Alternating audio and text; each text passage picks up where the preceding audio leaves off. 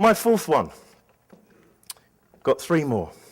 My fourth one is looking at the resources we have. We're living in a climate which I'm just amazed at. As Lee said, introduced me, I've been in IT now 28 years. I've never known the economy as it has been now. It's worldwide.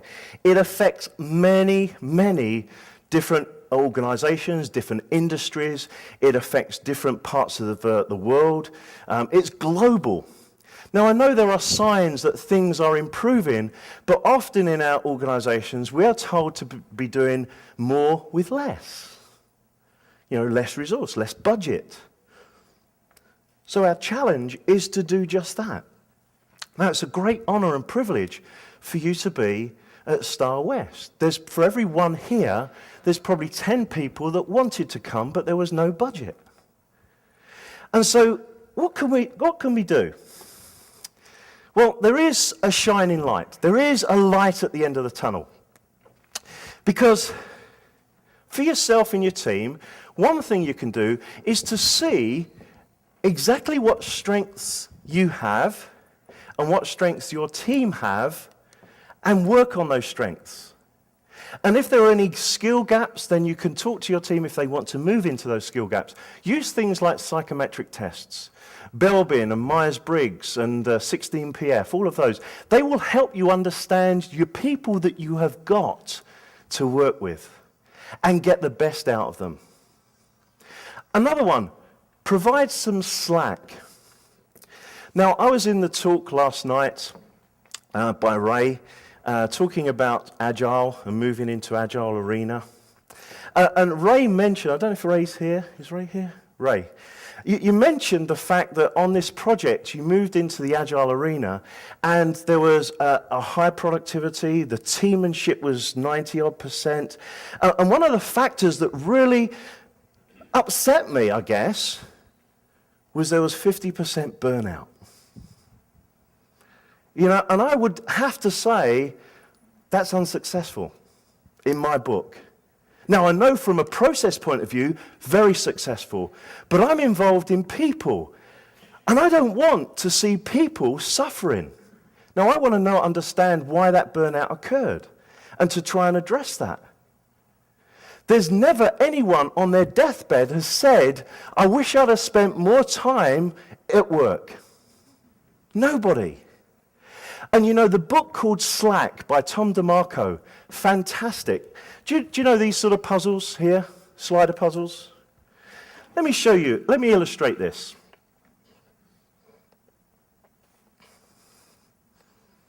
Okay, new game.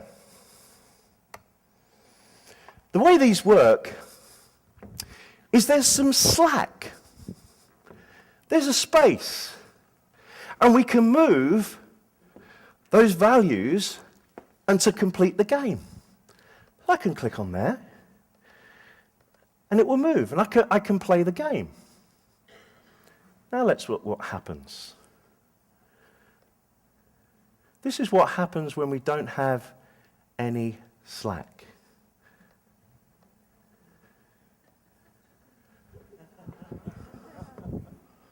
You try completing the game. In their book, they talk about allowing people to have a little bit of breathing space. So maybe on a sprint, after that sprint, you allow the team a day or two breathing space so they don't burn out. Now, I want some interaction here. I've got a little bit of time. Is anybody allowing some slack in their projects? Okay. I saw your hand go up first. I've got a runner here called Julie. I've got a couple of prizes. These are little bug puzzles. Julie, you want to take that? Thank you. The guy halfway back. Sir, could you just explain, is it working for you? Yes. Okay, next. Thank you for that. No. Why is it working? Well, based on our experience, we always need some time left to complete the testing. So I don't like to squeeze the staff at the end.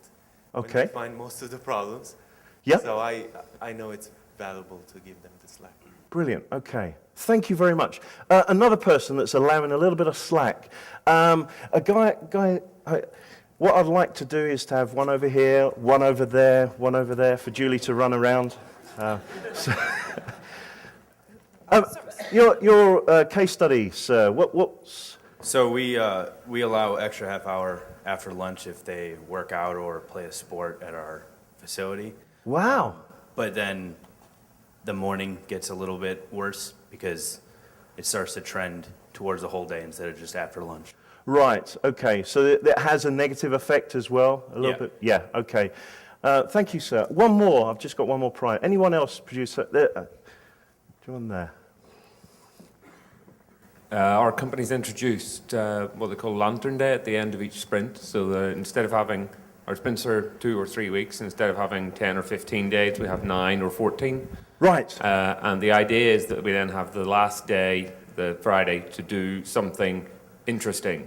And it can be absolutely, you can go and read a book together or do some demo or whatever you want to. Okay. So how have you noticed the productivity going up? We haven't really because of that, because what happens is the developers go, oh, we've got that day at the end, so we'll screw the testers. Okay. Okay. You still get a prize, but... So if you want to learn how to do it well, there's 2 guys over here, and thank you very much. Thank you. It's a really, really good book. Get hold of the book Slack. It talks about different case studies of how you can build some slack into the time and not achieve this burnout. And I'm very passionate that people don't burn out on projects, that when we see that. So the case studies actually in the book show that the productivity improves. Russia, for instance, I don't know if you know this, in the Cold War, Russia had a 5-day working week. They then said, let's put 6 days in. People will work harder and faster and we'll have more productivity. They introduced 6 days and the productivity went up a little bit.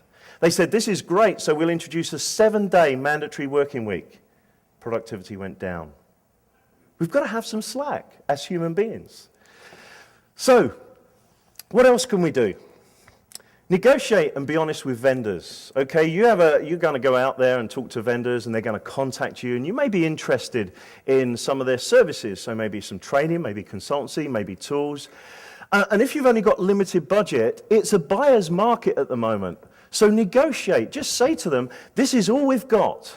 Now they can say, sorry, we're not doing it. Or they can say, okay, let's negotiate. It's a buyer's market. A company came to us, said we wanted a 1-day training course. We gave them our price, and they said, we haven't got that much money. And I said, okay, so where are we going here? And they offered us a price. And it was very much lower than we would have accepted normally. But we did, because it's a buyer's market. Now, if you do this, please be honest. I don't want people saying, this is all we've got, and you've got loads of money behind, because that does not allow trust to survive.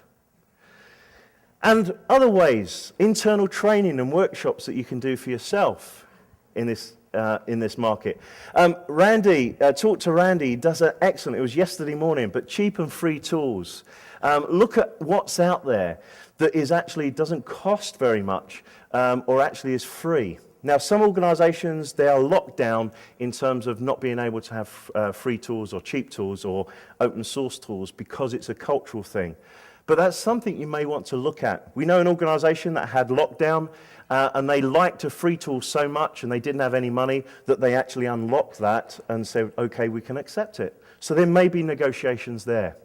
So, suggestions, ascertain what resource you do have, the people, the machines, environments. Look at what you want to get. Look at how you might be able to use the people you've got already.